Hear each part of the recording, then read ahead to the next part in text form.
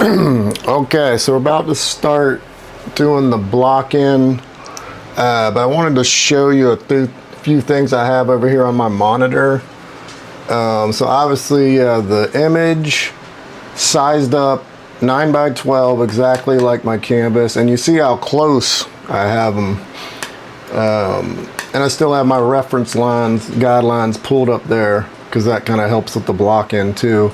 But I also have a little small duplicate image where I put the threshold. I guess it's an adjustment. You go to image adjustments and you hit threshold, or you can do it down here in the layers panel.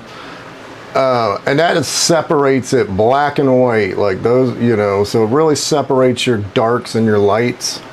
I also use this a lot when I'm preparing the image. If you put the threshold on and it's pretty much all black, then your image is probably too dark, and you might want to just pull your levels up and make it so the face stands out a little more, or whatever it is, you know, you just want to make it so if it looks good, pretty good in your threshold, when it's exactly, you know, like 50-50, or it's like 128, something like that.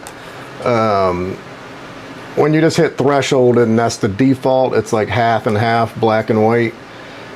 You know, you just want to make it so. But anyway, when I'm doing my underpainting, I just know that this is all pretty dark. And I try to make these darks pretty transparent, you know, and just keep them light. I mean, you can always adjust them more as you go. But also, what I have pulled up here is the color picker. And the color picker helps in a couple ways. Obviously by, you know, helping you figure out the color, you know, so if you click on this cheek here on this side, you know, you can see that's the color. I mean, it's hard to, you know, it just gives you a general idea, and your painting doesn't have to be perfect on the colors, and you can change colors how you like. But the main thing I really like this color picker for, under this HSB, your hue, saturation, and brightness, what I really like to use it for is this brightness number. So right there where I clicked on the shadow on the nose, it says brightness 20%. So that pretty much correlates, can you see that? This value finder, 20% is going to correlate with this value too.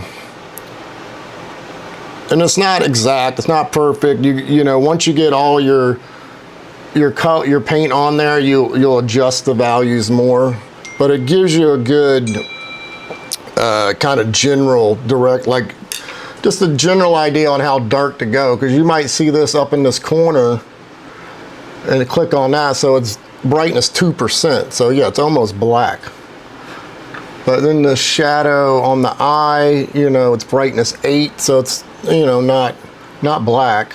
You know, nothing's usually just totally black. But then down in this corner, brightness 9.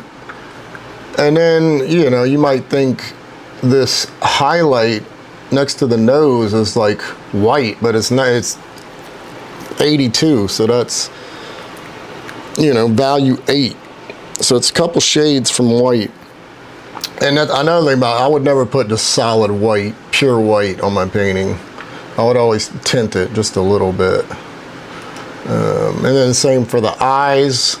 You know, there's, you know, the white part of the eyes is not white. It's 74%. So, you know, you're down here, value 7.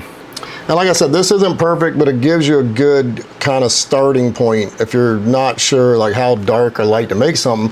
And also, you'll see in a second, when you're mixing your paints, I'll show you, but when you mix it on your palette, paint it on here and go, okay, that's too light or too dark. And then, you know, it's got the plastic on it, so you can wipe it away. I'll show you that in a second. I just wanted to show you that on the monitor first for what I have on my monitor over here. I'm gonna move that stuff over there. And then, yeah, like I said, I like this, just lined up, just perfect. The height of my canvas, so when I'm looking, I just glance that way, glance right over here, it's just right there. That makes it convenient. All right, I'm gonna slide this back over. so you can see my palette more instead of the reference image.